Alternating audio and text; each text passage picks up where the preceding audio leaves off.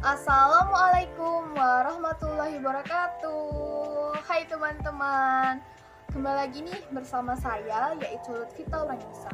Kali ini saya akan membawa pembahasan dari kelas membaca. Pada minggu ini kita akan membahas tentang membaca kreatif. Kira-kira apa sih itu membaca kreatif? Yuk langsung mari kita bahas.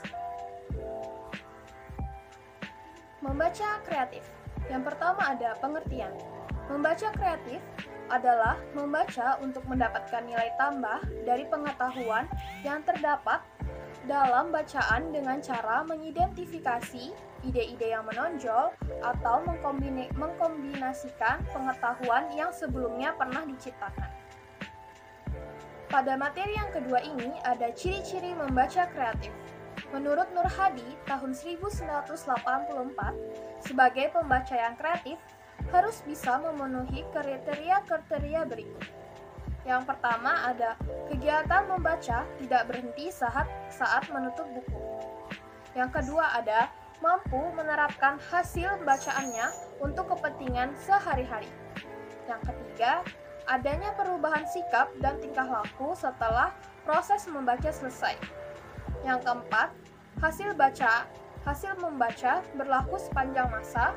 Yang kelima, mampu menilai secara kritis dan kreatif bahan-bahan bacaan. Dan yang keenam, yaitu mampu memecahkan masalah kehidupan sehari-hari berdasarkan hasil dari bacaannya.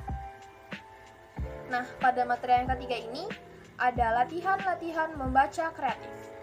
Rangkaian latihan membaca kreatif sendiri antara lain: yang pertama, ada keterampilan mengikuti petunjuk dalam bacaan kemudian menerapkannya. Yang kedua, ada keterampilan membuat resensi buku. Yang ketiga, ada keterampilan memecahkan masalah sehari-hari melalui teori yang disajikan dalam buku. Dan yang keempat, yaitu keterampilan mengubah buku prosa seperti cerpen atau novel menjadi bentuk naskah drama atau sandiwara. Yang kelima, ada keterampilan mementaskan naskah drama yang telah dibaca. Yang keenam, yaitu keterampilan mengubah bentuk puisi menjadi prosa.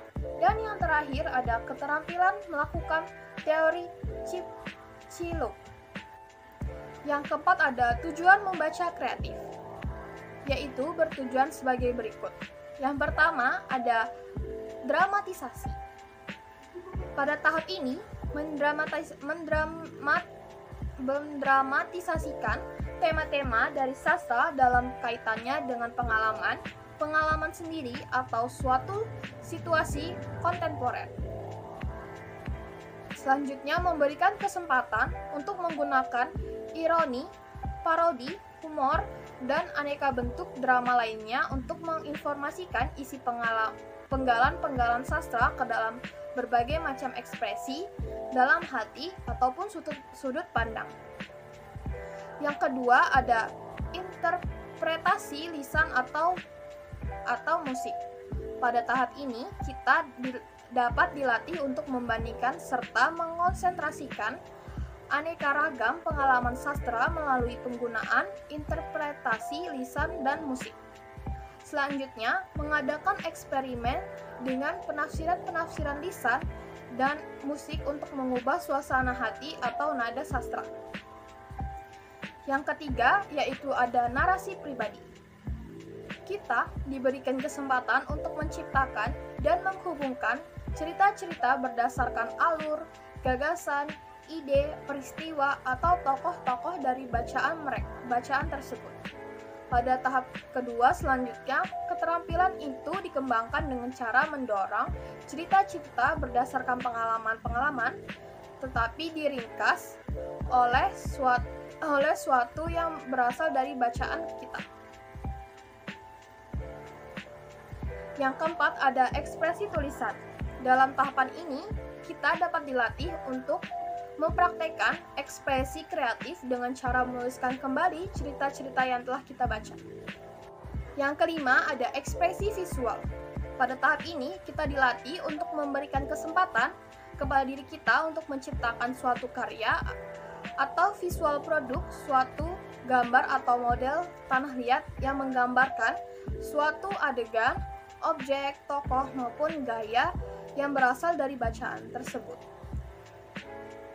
Yang kelima ada manfaat membaca kreatif.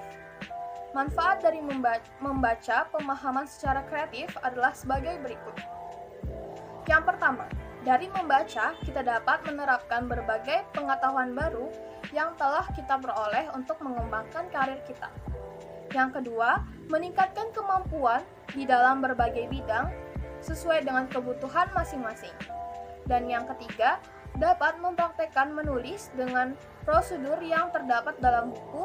Yang keempat, membaca kreatif akan memberikan banyak manfaat dalam berbagai bidang. Contohnya, wacana tentang membuat makanan atau merawat diri kesehatan. Nah, sampailah kita pada tahap kesimpulan, yaitu kesimpulannya adalah jadi, membaca kreatif adalah suatu jenis membaca di mana kegiatan membaca ini dapat dilakukan untuk mendapatkan nilai tambah dari pengetahuan yang terdapat dalam bacaan, dengan cara mengidentifikasi ide-ide yang menarik, kemudian diterapkan dalam kehidupan sehari-hari. Nah, sekian dulu video pembahasan kita kali ini dari kelas membaca. Semoga kalian mendapatkan informasi, dan saya mengucapkan terima kasih kepada kalian yang telah mengklik video ini, serta mengucapkan maaf untuk kesalahan baca maupun kesalahan yang saya lakukan secara sengaja ataupun tidak. Dan see you the next video. Bye bye semuanya, stay safe ya.